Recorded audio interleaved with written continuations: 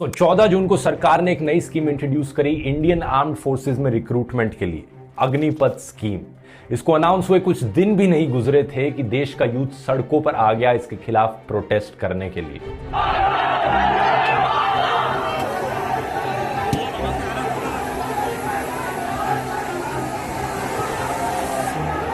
हमेशा की तरह कुछ प्रोटेस्ट वायलेंट हुए, पब्लिक प्रॉपर्टी पर आग लगाई गई, लेकिन सबसे बड़ा सवाल यहां पर यह है कि यह स्कीम इतनी कंट्रोवर्शियल क्यों है, लोग इतने गुस्से में क्यों हैं इस अग्निपथ स्कीम को लेकर। आज के वीडियो में आइए समझते हैं क्या है यह स्कीम और क्या इसके फायदे नुकसान बताए जा रहे हैं। सेना में भर्ती की तैयारी करने वाले नौजवानों में अग्निपथ योजना को लेकर नाराजगी बढ़ने लगी है। A war over Agnipath has resulted in at least 9 trains being torched in different parts of the country. Protesters set a railway coach on fire. They blocked highways. They barricaded rail lines. Even some politicians and their residences were targeted. Hey guys, welcome back to the session. इस video में हम बात करने वाले हैं Agniveer scheme के बारे में। अग्निवीर स्कीम जिसे हम अग्निपथ योजना यानी कि अग्निपथ स्कीम भी कहते हैं, इसके ऊपर बेसिकली हम आर्गुमेंट राइटिंग देखने वाले हैं, जो कि हमारे UPSC CAPF assistant commandant 2023 exam के लिए काफ़ी ज़्यादा रेलिवेंट टॉपिक है। इसकी रेलिवेंसी का पता बस आप इस तरीके से लगा लीजिए, क्योंकि जो भी हमारे एक्स अग्निवीर हैं जो कि 4 साल के बाद रिटायर होने वाले हैं, वो बेसिकली क्या होंगे कि ज़्यादातर उनकी जो सीटें हैं वो हमारे सीएपीएफ के द्वारा ही भरी जाएंगी। तो इसलिए ये इंपॉर्टेंट टॉपिक हो जाता है और इसके ऊपर आपके एग्जाम के अंदर आर्गुमेंट राइटिंग ही लिखने के लिए आ सकता है। तो इसके ऊपर हम आर्गुमेंट ही देखने वाले हैं। सबसे पहले बात करते हैं अपने इंट्रोडक्शन की। तो इंट्रोडक्शन के अंदर हम क्या चीज़ें लिख सकते हैं। सबसे पहले हम लिख सकते हैं कि it is a short service man power model, यानी कि ये जो हमारी अग्निपथ स्कीम है, इस स्कीम के बारे में हमने इंट्रोडक्शन देनी है और हमने लिखना है कि ये जो हमारी स्कीम है वो एक short service man power model है, अंडर विच यानी कि जिसके अंतर्गत हम क्या देखते हैं कि अराउंड 45,000 टू 50,000 यानी कि जिसके अंदर 45,000 से लेकर के 50,000 तक के जो सोल्जर्स है विल बी रिक्रूटेड, उनको जो है वो रिक्रूट किया जाएगा एनुअली यानी कि 1 साल के अंदर। जिसके में क्या होगा, जिसके अंदर हम ये देखते हैं कि for the 75% will leave the service, जो कि हमारे 75% जो सोल्जर्स होंगे, जो आउट ऑफ 45,000 या जो 50,000 के अंदर जो हमारे 75% जो सोल्जर्स होंगे, वे 4 साल के बाद क्या करेंगे, सर्विस को लीव कर देंगे, यानी कि उन्हें सर्विस छोड़नी पड़ेगी। और बाकी जो बचे हुए 25% हैं वो क्या करेंगे, 25% is will be allowed to continue for another 15 year. लेकिन जो हमारे बचे हुए 25% सोल्जर्स हैं वो क्या करेंगे कि आने वाले 15 साल के अंदर बेसिकली वो अपने सर्विस को कंटिन्यू करेंगे as a under permanent commission, एक परमानेंट कमीशन के अंतर्गत। तो कहीं ना कहीं ये हमारा इंट्रोडक्शन हो जाता है जब भी हम बात करते हैं अग्निवीर स्कीम के बारे में। नेक्स्ट हम क्या देख सकते हैं, बेसिकली हम नेक्स्ट बात कर सकते हैं अपने 4 पॉइंट की। अगर मैं बात करूं 4 पॉइंट की, तो बेसिकली 4 पॉइंट के अंदर हम क्या लिख सकते हैं। तो 4 पॉइंट के अंदर जो सबसे पहला हमारा फेवरिंग पॉइंट हो सकता है वो ये है कि यंगेस्ट फोर्स यानी कि जो हमारी इंडिया है उसकी जो एवरेज एज है फोर्सेस की वो कितनी है, 32 ईयर है। और सरकार का विजन है कि जो हमारी फोर्सेस हो वो कैसी हो, यंग हो। तो ये बेसिकली हमारा एक फेवरिंग पॉइंट हो सकता है जिसको हम इसके अंदर लिख सकते हैं। तो बेसिकली इस पॉइंट के अंदर हम क्या कह सकते हैं कि the average age is in the forces is 32 years today, यानी कि आज की बात करी जाए तो आज अपने इंडिया के अंदर जो फोर्सेस हैं उनका जब एवरेज एज कैलकुलेट किया जाता है तो वो कितनी होती है, 32 ईयर आती हैं। It is expected to go down to 26 in 6 to 7 years with the implementation of the scheme. कहने का क्या मतलब है, ऐसा एक्सपेक्ट किया जाता है कि यदि हम इस स्कीम को यानी कि जो हमारी अग्निवीर स्कीम है इस चीज को इम्प्लीमेंट करते हैं तो आने वाले 6 से 7 सालों के अंदर जो हमारी ये एवरेज एज है ना, जो हमारी फोर्सेस की जो 32 ईयर है, कहीं ना कहीं उसे हम रिड्यूस कर पाएंगे और वो कितने हो जाएगी, 26 ईयर हो जाएगी। तो ये जो पॉइंट है वो सरकार के फेवर में जाता है, इस स्कीम के फेवर में जाता है कि ये जो स्कीम है वो चाहता है कि हमारे देश के जो फोर्सेस हो वो यंगेस्ट हो। और इसके फेवर के अंदर बेसिकली जो हम बात कर सकते हैं कि अग्निवीर स्कीम जो है उसको इंप्लीमेंट होना चाहिए। अब हमारा दूसरा 4 पॉइंट क्या हो सकता है कि अग्निवीर जो हमारी है स्कीम इसको इंप्लीमेंट होनी चाहिए। तो दूसरा जो हमारा पॉइंट बनता है वो ये है कि the ex Agniveer could act as an reserve forces, यानी कि जो हमारी नेशन की सिक्योरिटी है, यानी कि जो हमारी राष्ट्र की सुरक्षा है, इसको मद्देनजर रखते हुए हम ये कह सकते हैं कि जो एक्स अग्निवीर हैं, यानी कि जो अग्निवीर वहां से रिटायर होंगे, वो क्या कर सकते हैं, एक रिजर्व फोर्सेस की तरह काम आ सकते हैं। हु में भी कॉल, जिनको बुलाया जा सकता है टू सर्व अगेन, वापस से सर्व करने के लिए, सेवा करने के लिए, for the boosting nation security, और वापस उन्हें बुलाया जाता है या बुलाया जा सकता है जब हमें नेशन की सिक्योरिटी की जरूरत होगी, उसको बूस्ट करने के लिए, इन टाइम ऑफ एक्सटर्नल और इंटरनल थ्रेट। तो जब भी हमारे देश के ऊपर या कोई इंटरनल या फिर कोई एक्सटर्नल थ्रेट आता है, तो उस चीज को कहीं ना कहीं हम काउंटर करने के लिए अपने इन अग्निवीरों का, जो एक्स अग्निवीर हैं, इनको कहीं ना कहीं एक रिजर्व फोर्स के रूप में देखते हैं और अपने नेशन की सिक्योरिटी को इंप्रूव करने के लिए इस स्कीम को लेकर के आ सकते हैं, जहां पर हमारे जो मैक्सिमम यूथ होंगे, जो अधिकतर युवा होंगे, वो कहीं ना कहीं किसी भी तरीके से फोर्सेस की ट्रेनिंग जो है वो पाए होंगे, और कहीं ना कहीं वो हमारे लिए, हमारी कंट्री के लिए एक बेटर सिक्योरिटी गार्डिंग फोर्सेस के अंदर वो जा सकते हैं। तो कहीं ना कहीं ये जो नेशन की सिक्योरिटी है, ये दूसरा पॉइंट हमारा बन जाता है। थर्ड पॉइंट बेसिकली क्या होता है कि क्लास रिक्रूटमेंट। क्लास रिक्रूटमेंट का मतलब होती है जो रेजिमेंटल भर्तियां आती हैं, इनको लेकर के भी हम इसको फैब्रिक पॉइंट के अंदर लिख सकते हैं। बेसिकली इसके अंदर हम क्या लिख सकते हैं, scheme will ensure all India all cast recruitment. कहने का क्या मतलब है कि ये जो हमारी स्कीम है, ये क्या करेगी, इंश्योर करेगी कि भारत के अंदर जितने भी लोग हैं, चाहे किसी भी कास्ट के हों, उनके साथ क्या हो, to service this significant for the army where the regimental system has reason to caste base. कहने का मतलब ये है कि ये जो हमारी अग्निवीर स्कीम है, अगर हम इसे लेकर के आते हैं, तो ये हमारे भारत को कहीं ना कहीं यूनिटी प्रदान करेगा, कहीं ना कहीं हमारे भारत के अंदर, जिसके अंदर क्या होता है कि अगर आप आर्मी के अंदर देखोगे, तो जो रेजिमेंटल सिस्टम है, regimental system basically caste basis होते हैं। तो ये सारे कारण जो हैं, जिनके ऊपर बहुत सारे बोल सकते हो कि आपत्तियां भी हो लोगों को हैं, तो कहीं ना कहीं इस तरीके के जो रेजिमेंटल सिस्टम होती है, जो कि कास्ट बेसिस होती है, उनको कहीं ना कहीं हम हटा पाएंगे। और इसके आने से जो भारत के सभी लोग हैं, वो सभी लोग जो है, सभी कास्ट के लोग एक ही सर्विस के अंदर रिक्रूटमेंट होंगे, जो कि हमारे लिए एक महत्वपूर्ण बात है। तो कहीं ना कहीं हम क्लास रिक्रूटमेंट की बात जो है वो करते हैं, उसको कहीं ना कहीं निगलेक्ट किया जा सकता है अगर हम इस अग्निवीर स्कीम को लेकर के आते हैं। हालांकि ये स्कीम आ चुकी है, तो इसके ऊपर हमें फेवरिंग पॉइंट लिखना है कि ये क्यों आनी चाहिए या फिर क्यों इसको अभी लागू रहना चाहिए। फिर हम बात करते हैं रिड्यूसिंग डिफेंस बिल, यानी कि जो हमारे डिफेंस बिल है वो इससे कम हो रहा है, इसलिए हम कह सकते हैं कि इस चीज को जो है वो लागू होना चाहिए। जैसे कि Agniveer scheme is a considerably decrease the defence bill, यानी कि अग्निवीर स्कीम जो है, ऐसा माना जाता है, ऐसा कंसीडर किया जाता है कि ये जो हमारे डिफेंस के बिल हैं, उनको ये कम कर रहा है। और इनके कम करने से होगा क्या कि which has been a major concern for the government for many years. ये जो हमारे डिफेंस बिल है, ये हमारे सरकारों के लिए बहुत सालों से बहुत बड़ी जो कंसर्न रही है, जो चिंता की बात रही है, वो रही है। अब ये जो पैसा बच रहा है ना, द सेम मनी, इसी ठीक मनी का इस्तेमाल करके हम क्या कर सकते हैं, can be utilized to buy state of art technology, यानी कि इससे हम नई नई टेक्नोलॉजी जो है वो खरीद सकते हैं इस पैसे का यूटिलाइजेशन करके, एंड इक्विपमेंट, और नए नए इक्विपमेंट भी खरीद सकते हैं, which are backbone of modern warfare, जो कि हमारे आधुनिक वार के अंदर या वॉरफेयर के अंदर जो है वो हमारे लिए एक बैकबोन का काम करेगा।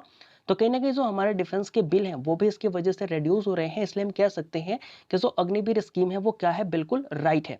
अब हम बात करते हैं इकोनॉमिक बेनिफिट्स की। इकोनॉमिक बेनिफिट्स के अंदर हम बेसिकली क्या लिख सकते हैं कि the skill and experiences acquired during the 4-year service will allow the soldiers to get employment in a various field। कहने का क्या मतलब है, कहने का मतलब ये है कि जो भी हमारे अग्निवीर होंगे, जो कि 4 साल के ट्रेनिंग के अंदर जो भी स्किल सीखेंगे, जो भी उनके एक्सपीरियंसेस होंगे, उनकी वजह से क्या होंगे कि जब भी वो अलग अलग फील्ड के अंदर, जब वो वहां से रिटायरमेंट लेंगे, तो अलग अलग फील्ड के अंदर जाएंगे, और कहीं ना कहीं उनको जो है वो एम्प्लॉयमेंट मिल जाएगा, रोजगार मिल जाएगा। और इस तरीके से जो भी हमारे स्किलफुल और एक्सपीरियंसेस पर्सन है, उनको हमारे अलग अलग क्षेत्रों में रोजगार मिल जाएगा। तो this will also leads to availability of highly skilled workforce to the country. और ये बेसिकली क्या करेगा कि हमारे कंट्री के अंदर काफी सारी जो अवेलेबिलिटी है, बोल सकते हो कहीं ना कहीं अपॉर्चुनिटी जो है वो लोगों के पास बहुत ज्यादा आ जाएगी कि वो एक हाईली स्किल्ड पर्सन को अपने वर्कफोर्स के अंदर एम्प्लॉय कर सकते हैं। जिससे होगा क्या, the economy which will be helpful in the productivity gain and overall GDP growth. तो कहीं ना कहीं ये सारे पर्सन जो कि स्किलफुल होंगे, जिनके पास एक्सपीरियंस होगा, ये अलग अलग वर्क फील्ड के अंदर जाकर के काम करेंगे, तो कहीं ना कहीं हमारे जो कंट्री की जीडीपी ग्रोथ है या इसकी जो प्रोडक्टिविटी है, वो कहीं ना कहीं बढ़ती हुई नजर आएगी। जिससे कि हम कह सकते हैं कि कहीं ना कहीं हमें इकोनॉमिक बेनिफिट होने वाला है। तो ये भी इसके फेवर का एक पॉइंट होता है, जैसे हम लिख सकते हैं फिर हम बात करते हैं अगेंस्ट पॉइंट की, कि यानी कि इसके अगेंस्ट में हम कौन सा पॉइंट लिख सकते हैं। सबसे पहला जो हमारा अगेंस्ट पॉइंट आता है वो ये है कि सिक्योरिटी कंसर्न, यानी कि हमें सुरक्षा का जो कंसर्न है, जो चिंता है, वो बनी रहती है जब भी हम अग्निवीर की बात करते हैं। किस तरीके से बनी रहती है, तो there has a debate on Agniveer scheme, यानी कि हम अग्निवीर स्कीम की बात करें तो इसके ऊपर बहुत सारे डिबेट हो चुके हैं, बहुत सारी बहस होती है। उसके अंदर हमने क्या देखा कि where one class of society से, जिसके अंदर जो हमारी सोसाइटी की एक क्लास होती है वो ये कहती है कि Agniveer improve the security of nation as well as society, यानी कि जो भी हमारे अग्निवीर हैं वो हमारे क्या करेंगे, नेशन की जो सिक्योरिटी है उसको तो इंप्रूव करेंगे, और साथ ही साथ जो हमारी सोसाइटी है उसकी भी सिक्योरिटी कहीं ना कहीं इंप्रूव हो जाएगी जब हमारे अग्निवीर रिटायर होकर के वापस आएंगे। बट लेकिन जो दूसरे हमारे क्लास के लोग होते हैं ना, but another class of societies, लेकिन जो हमारे समाज के दूसरा वर्ग है वो बेसिकली ये कहता है कि this can be turned into the anti social element, यानी कि ये जो हमारे अग्निवीर है ऐसा भी हो सकता है कि जब ये रिटायरमेंट लेकर के वापस घर आए तो ऐसा भी हो सकता है कि ये हमारे समाज के लिए एक एंटी सोशल एलिमेंट बन जाए, और ये क्या करे, पैसों की लालच में आकर के, तो of the society of the greed to money both can be true, यानी कि पैसे के लालच में आकर के क्या हो सकते हैं, ये हमारे देश के लिए, हमारे सोसाइटी के लिए एक एंटी एलिमेंट भी बन सकते हैं, जिसकी वजह से हमें नुकसान भी हो सकता है। और ये दोनों बातें जो है ना, ये दोनों बातें ही सही हो सकती हैं, तो it can causes a security concern. अगर ये दोनों बातें सही हो सकती हैं तो ऐसा हो सकता है कि ये हमारे लिए एक चिंता की बात होती है, यानी कि एक सिक्योरिटी कंसर्न की बात होती है। फिर हम बात करते हैं 25% ऑफ क्राइटेरिया की। ये जो हमारी 25% ऑफ क्राइटेरिया है ना, ये भी अगेंस्ट के अंदर जाता है। अगेंस्ट के अंदर क्यों जाता है, तो इस बात को जरा समझिएगा कि there is no any specific criteria, यानी कि ऐसा कोई भी स्पेसिफिक क्राइटेरिया नहीं रखा गया कि we talk about who will those 25%, यानी कि ऐसे भी कौन से लोग 25% होंगे जो वहां पर परमानेंट होंगे। इसके बारे में सरकार ने कोई भी स्पेसिफिक क्राइटेरिया नहीं बताया है, और ये सरकार के खिलाफ एक अगेंस्ट पॉइंट के अंदर हम इस चीज को लिख सकते हैं। अगर मैं बात करूं तो 25% हु गॉट परमानेंट, इसके बारे में सरकार ने कुछ नहीं बताया, कोई क्राइटेरिया नहीं बताया कि हाँ आपके जो मेरिट है उसके हिसाब से आपको परमानेंट किया जाएगा, या आपके कार्य के अनुभव को देख करके किया जाएगा, या फिर आपकी जो परफॉर्मेंस है, जो आपके सीनियर्स हैं क्या उनकी रिकमेंडेशन होगी। तो सरकार ने ऐसा कुछ भी नहीं बोला, और इसलिए हम कह सकते हैं कि so it can make it ambiguous. और ये जो स्कीम है, कहीं ना कहीं ये जो चीज है वो ये इस स्कीम को एम्बिगुअस बना देती है, ये हमें उतना ज्यादा क्लियर नहीं होता है। तो देयर बी अ चांस, यानी कि यहाँ पर हो सकता है कि ऐसा चांस क्रिएट हो जिसके अंदर हमें अग्निवीर का हैरेसमेंट, यानी कि उनका शोषण होता हुआ भी दिखाई पड़ जाए। तो कहीं ना कहीं हम कह सकते हैं कि जो 25% ऑफ क्राइटेरिया गवर्नमेंट ने रखा हुआ है, ये काफी ज्यादा एक बोल सकते हो कि एम्बिगुअस डिसीजन था। इस डिसीजन के बारे में सरकार ने खुल के अभी कुछ नहीं बताया, तो कहीं ना कहीं ये इसके अगेंस्ट में जाता है कि आखिर ये कौन से 25% लोग होंगे जिनको सरकार जो है वो परमानेंट करने वाली है। क्या इनके साथ शोषण नहीं होगा, सरकार इस बात की गारंटी लेती है क्या।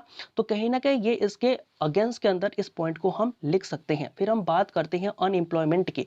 अनएम्प्लॉयमेंट कैसे हो सकता है, तो आप सुनिएगा कि जो गवर्नमेंट है वो क्या करती है, government talk about providing skill to the Agniveer. जो गवर्नमेंट है वो कहती है कि हम जो अग्निवीर है ना उनको क्या करेंगे, स्किल प्रोवाइड करेंगे। इस स्किल से होगा क्या कि जब वो वहां से जब छुट्टी लेकर के आएंगे, जब वो रिटायर होकर के आएंगे, तो अलग अलग वर्क फील्ड के अंदर उनको जो है वो वर्क मिल जाएगा। बट कंसर्न इज दैट, लेकिन जो चिंता की बात है वो ये है कि दैट स्किलफुल यूथ, लेकिन जो वहां से स्किलफुल आएंगे, चलो वो तो ठीक है, वो भी स्किलफुल होके आ रहे हैं, लेकिन जो स्किलफुल बेसिकली जो हमारे यूथ है जो स्किलफुल हैं ऑलरेडी पहले से ही प्रेजेंट इन सोसाइटी, वो सोसाइटी के अंदर प्रेजेंट हैं, and still they are unemployed. और सरकार कह रही है कि भैया अगर आप जो है अगर क्या करते हो, अग्निवीर बनते हो, वहां से स्किल लेकर के आते हो और किसी वर्क फील्ड के अंदर जाते हो, आपको जॉब मिल जाएगी। लेकिन सोचने की बात यह है कि हमारे सोसाइटी के अंदर तो बहुत सारे ऐसे युवा हैं जो पहले से ही स्किलफुल हैं, लेकिन उनको रोजगार मिल रही है क्या, नहीं मिल रही ना। वो अभी भी क्या है, अनएम्प्लॉयमेंट है, उनके पास कोई भी रोजगार नहीं है। तो हम ये कैसे कह सकते हैं कि how can ensure this scheme, यानी कि ये जो स्कीम है वो कैसे ये कह सकती है कि दैट, ये कैसे कहा जा सकता है कि दे वुड बी एम्प्लॉयड, कि वो जो आने वाले लोग हैं उन्हें रोजगार मिल जाएगी। इस बात की कितनी गारंटी है, कितनी सच्चाई है। And this is the negative impact on society. और ये जो चीजें हैं वो कहीं ना कहीं समाज के ऊपर एक नेगेटिव इंपैक्ट जो है वो डालती है, और कहीं ना कहीं ये एम्प्लॉयमेंट का खतरा और भी ज्यादा बढ़ जाता है जब हम बात करते हैं इस अग्निवीर की। तो ये बेसिकली हमारे अगेंस्ट के पॉइंट के रूप में इसको डिनोट किया जा सकता है अपने आर्गुमेंट के अंदर। फिर हम बात करते हैं ड्यूरेशन की। ड्यूरेशन किस तरीके से इसके अगेंस्ट में जा सकता है, तो इसे भी जरा समझने की कोशिश करिएगा। ड्यूरेशन की अगर मैं बात करूं तो the Agniveer scheme talk about 4 years of service, यानी कि जो हमारी अग्निवीर है वो ये बात करती है कि हम क्या करेंगे, 4 साल की सर्विस जो है वो सेना के अंदर आपको देने जा रहे हैं। तो इट्स मीन इसका मतलब क्या हुआ कि एवरी 4 ईयर, यानी कि प्रत्येक 4 साल के बाद we need to train a new soldiers, हमें क्या करना होगा, जो नए सोल्जर्स हैं उनको ट्रेन करना होगा। एंड रियली, और वास्तव में it will be a herculean task, और वास्तव में ये एक बहुत बड़ी कठिन टास्क है। Duration can be negative impact on the scheme, और इसलिए हम कह सकते हैं कि जो हमारी ड्यूरेशन है वो सोसाइटी के ऊपर या फिर इस स्कीम के ऊपर जो है वो एक गलत इंपैक्ट या फिर नेगेटिव इंपैक्ट जो है वो डाल सकती है। नेक्स्ट हम बात कर लेते हैं कंक्लूजन की। हमारा कंक्लूजन क्या हो सकता है कि Agnipath scheme concern nation defence and security, यानी कि जो अग्निपथ स्कीम है ये क्या कर रही है, ये हमारे रक्षा और सुरक्षा के विषयों के बारे में चिंतित कर रही है। The government will need to have a plan to anticipate and address the problem that is lie beyond the bold step forward. कहने का मतलब ये है कि ये जो अग्निपथ स्कीम है ये हमारे देश के सुरक्षा और रक्षा की बात करती है और इसके बारे में भी हमें चिंतित करती है। तो कहीं ना कहीं जो गवर्नमेंट है उसको ऐसा प्लान बनाना चाहिए, इसको ऐसा प्लान एंटिसिपेट करना चाहिए, पहले से ही पूर्वानुमान लगाना चाहिए कि कौन से ऐसे चीजें हैं जो कि हमें प्रॉब्लम कर सकती है, और उन सारे प्रॉब्लम को हम साइड आउट करें और फिर आगे बढ़ने के लिए अपना कदम जो है वो बढ़ाएं। तो इस तरीके से हम अपना कंक्लूजन देख सकते हैं। आई होप कि जो आर्गुमेंट है वो आपको समझ में आई होगी। तो जैसा भी लगा हो प्लीज आप कमेंट करके बता दीजिएगा। मिलते हैं किसी नए वीडियो में, तब तक के लिए जय हिंद।